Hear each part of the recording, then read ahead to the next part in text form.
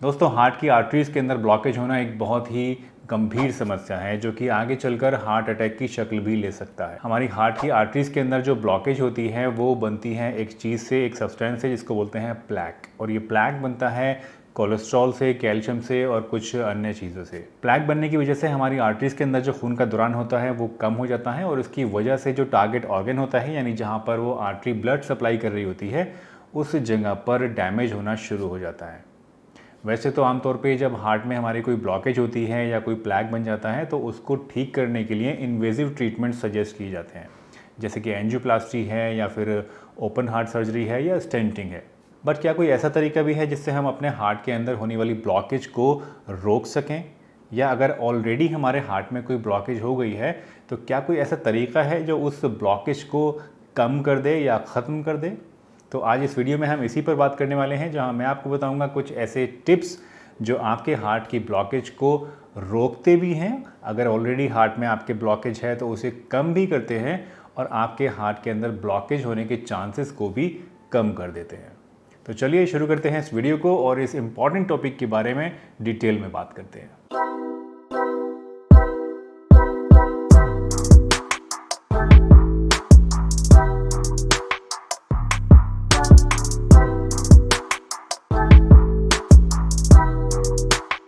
दोस्तों, वीडियो को आगे बढ़ाने से पहले मैं एक बार फिर आपको याद दिलाना चाहूँगा कि अगली वीडियो से हमारा जो Q&A सेक्शन है वो शुरू होने वाला है।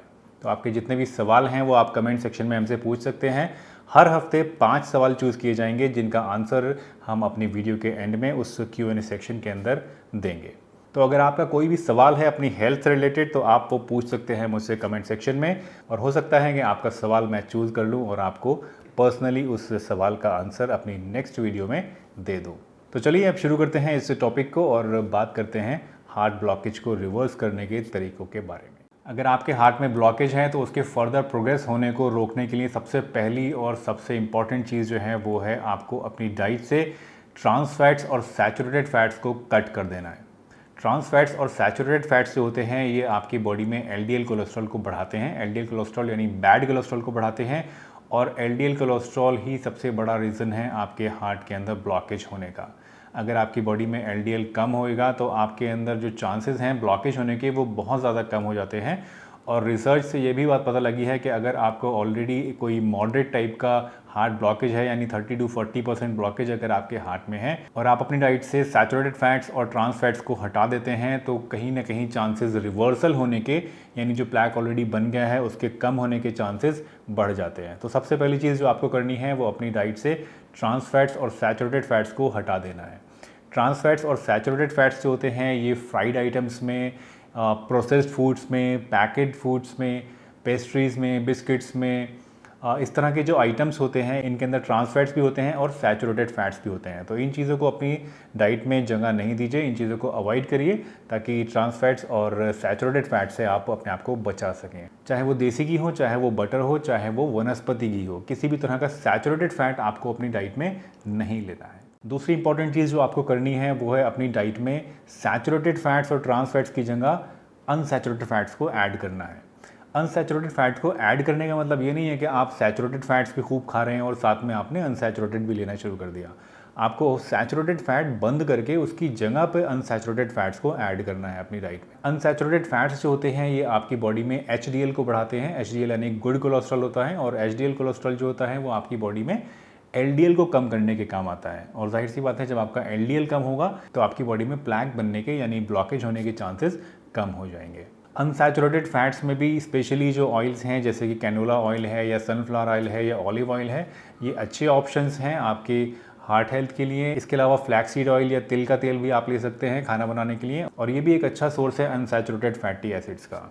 इसके साथ साथ आपको अपनी डाइट में होल ग्रेन्स को अपनाना चाहिए। होल ग्रेन्स से मतलब है जैसे ओट्स है या गेहूं है या बाजरा है या जौ है, ये चीज़ें आप अपनी डाइट में इस्तेमाल करिए, इनको ऐड करिए। नट्स यानी ड्राई फ्रूट्स आप अपनी मॉडरेशन में अपनी डाइट में ऐड कर सकते हैं। इसके अलावा फ़िश आपके हार्ट हेल्थ के लिए अच्छी होती है, वो आप ले सकते हैं।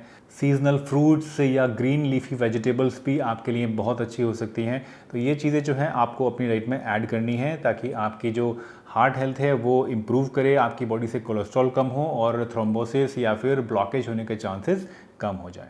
तीसरी बहुत इफ़ेक्टिव चीज़ जो आपकी बॉडी से कोलेस्ट्रॉल को भी कम करती है, एंटीऑक्सीडेंट्स भी पैदा करती है, एंटी इन्फ्लेमेटरी भी होती है और ओवरऑल आपकी हेल्थ एंड वेलबींग के लिए भी अच्छी होती है, वो है ग्रीन टी।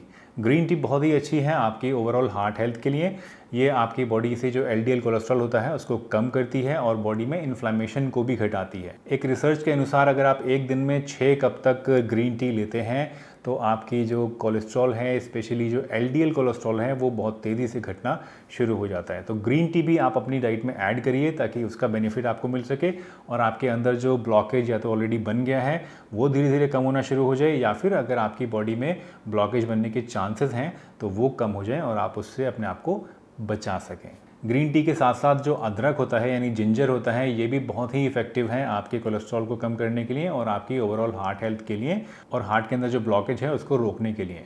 तो आप ये भी कर सकते हैं कि आप जो भी ग्रीन टी बना रहे हैं उसके अंदर थोड़ा सा टुकड़ा आप अदरक का भी कुचल के डाल दीजिए ताकि उसके भी जो बेनिफिट्स हैं वो आपको मिल जाएँ। तो ये दोनों चीज़ें अगर साथ में आप लेंगे तो बेस्ट रहेगी आपके लिए। ग्रीन टी का जो इफ़ेक्ट है वो और भी ज़्यादा एनहांस हो जाएगा अदरक की वजह से। Regular exercise is one of the best ways to prevent yourself from a heart attack or from a blocked artery। यानी जो एक्सरसाइज है रेगुलर अगर आप करते हैं तो ये सबसे बढ़िया चीज़ है आपकी आर्टरीज़ के अंदर ब्लॉकेज को रोकने के लिए। एक सर्वे के अनुसार अगर आप एक दिन में 30 मिनट से लेकर 60 मिनट तक एरोबिक एक्सरसाइज करते हैं, एरोबिक यानी कार्डियो एक्सरसाइज करते हैं जिसके अंदर आपका हार्ट रेट बढ़ जाता है, तो ये आपके जो हार्ट के अंदर ब्लॉकेज होने का या हार्ट अटैक होने का जो ख़तरा है उसको करीब 50% तक कम कर देते हैं।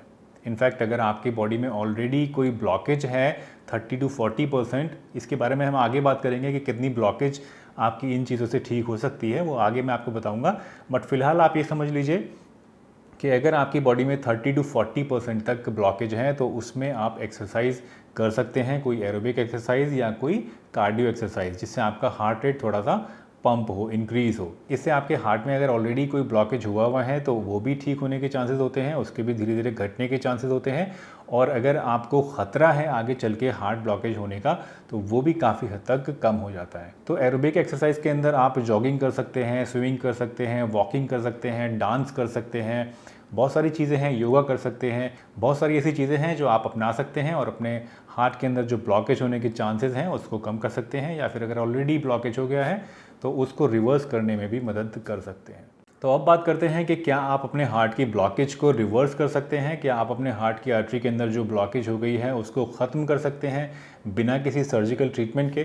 तो मैं आपको बताना चाहूँगा कि अगर आपके हार्ट के अंदर 30 से 40% तक भी ब्लॉकेज है और इसके साथ आपको ज़्यादा सीवियर सिम्टम्स नहीं हैं, यानी आपको पैल्पिटेशन नहीं हो रही है, आपको एंजाइना नहीं हो रही है या आपको चलने फिरने में कोई दिक्कत नहीं हो रही है, तो आप इन डाइटरी हैबिट्स को अपनाकर और एक्सरसाइज करके अपनी इस प्रॉब्लम को, अपनी इस ब्लॉकेज को काफ़ी हद तक धीरे धीरे कम कर सकते हैं, यानी रिवर्स कर सकते हैं। बट अगर आपकी ब्लॉकेज 40% से ज़्यादा है या अगर आपको 40% से कम भी है और कुछ सिम्टम्स आपको नज़र आ रहे हैं, यानी आपको सांस लेने में तकलीफ़ हो रही है या सीने में दर्द हो रहा है चलने फिरने से, या फिर कोई ऐसी फैमिली हिस्ट्री है आपकी जो कि आपके अंदर एक ख़तरे वाला कहना चाहिए रिस्क फैक्टर हो सकता है, तो वहाँ पे आपको इन चीज़ों से उतना ज़्यादा इफ़ेक्ट शायद नहीं मिलेगा। उस केस में आपको सर्जिकल इंटरवेंशन यानी जो स्टेंटिंग है या एंजियोग्राफी है या ओपन बाईपास सर्जरी है उसके लिए जाना पड़ सकता है। ओपन बाईपास की जहाँ तक बात है तो वो बहुत सीवियर केसेस में होता है, अगर 70% से ज़्यादा ब्लॉकेज है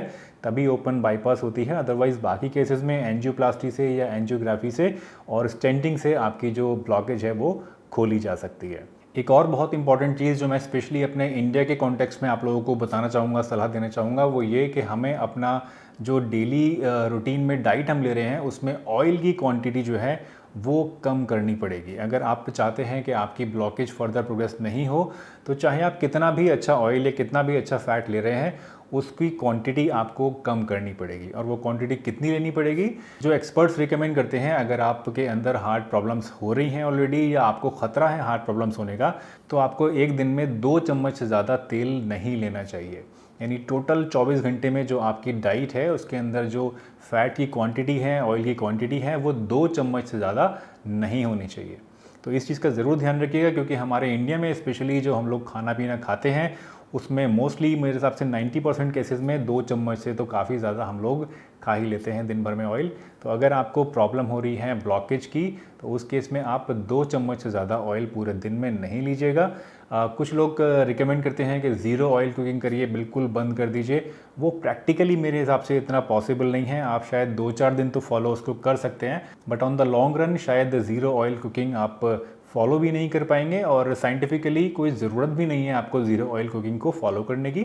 सिर्फ अगर आप अपने ऑयल्स को अच्छी क्वालिटी का लेते हैं, जो हेल्दी ऑयल्स हैं उनको आप चूज़ करते हैं और उनकी क्वांटिटी लेते हैं लिमिट में, यानी 2 चम्मच से कम या 2 चम्मच तक, तो आपको कोई प्रॉब्लम नहीं है। इतना ऑयल आप आराम से 24 घंटे में ले सकते हैं। तो दोस्तों, मुझे उम्मीद है आज की ये वीडियो आपको पसंद आई होगी और इस वीडियो से आपने आज कुछ ना कुछ नया ज़रूर सीखा होगा।